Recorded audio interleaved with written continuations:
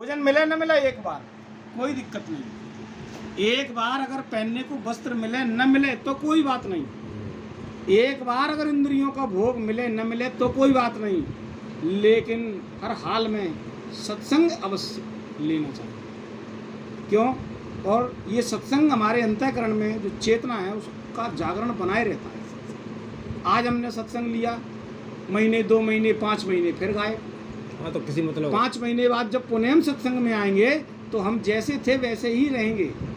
आप निरंतर किसी एक ही जगह पर प्रहार करते रहो, मैं दावा करता हूँ उसका आकार बदल जाएगा।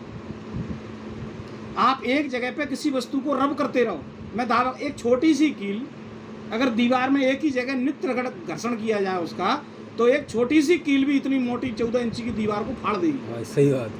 ये महिमा है, इसलिए हमारे यहाँ अभ्यास की महिमा कही गई है। तो बहुकाल, थोड़े बहुत समय नहीं, बहुकाल। हाँ, गए 5 दिन कथा सुने आए, बोले हाँ बढ़िया सत्संग हो गया हमारा, फिर 6 महीना कोई मतलब नहीं। और महात्मा कह रहे हैं कि बहुकाल कीजिए सत्संगा और विनय प्रयास होए भवभंगा।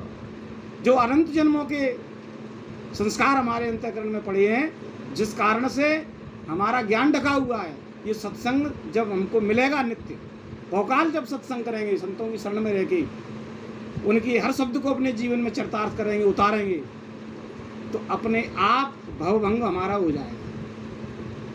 भवभंग तभी होगा जब ज्ञान और चरित्र एक स्थिति में हो। वाणी जितना ज्ञान को बखान कर रही है, आपका चरित्र उस ज्ञान को दिखा रहा हो। कानों का सुना हुआ और आंखों का देखा हुआ, चरित्र देखने में आता है और ज्ञान सुनने में आता है। और ये 2 इंद्रियां जीव को ज्ञान कराती हैं। अगर एक इंद्री से ज्ञान हुआ है, अधूरा ज्ञान माना गया है। कहीं किसी की चर्चा हो रही थी, उसने आके किसी तीसरे व्यक्ति की चर्चा करी, उसने कहा देखो तुम्हारे विषय में वो आदमी ऐसे ऐसे कह रहा था। तो वो पूछेगा क्या आपने सुना? तो वो कहेगा हाँ मैंने सुना। तो बोले तुमने चर्चा करते देखा? बोले देखा नहीं है। देखा नहीं है, अभी संशय है। क्यों? क्योंकि कई बार सुना हुआ गलत हो जाता है। सत्य तब माना जाए जब सुना भी हो और देखा भी हो। तब सही। तराजू के दोनों पल्ले जब बराबर होंगे तब सही माना जाएगा। तो वो कहता है कि नहीं नहीं, मैंने सुना भी है और देखा भी है, तो सत्य हो गया। इसी प्रकार से ज्ञान जो हम कानों से सुनते हैं वो शब्द के रूप में हमें सुनाई देता है, यानी सुना हुआ, और किसी शुद्ध पुरुष के अंतःकरण में, किसी शुद्ध पुरुष के चरित्र में वो आंखों के द्वारा देखा हुआ। जो शब्द वो कह रहे हैं वो शब्द उनके जीवन में चरितार्थ है। तो वो ही ज्ञान मुक्तिदायक ज्ञान माना गया है, वही ज्ञान आत्मज्ञान माना गया है। बकाया सब आडंबर।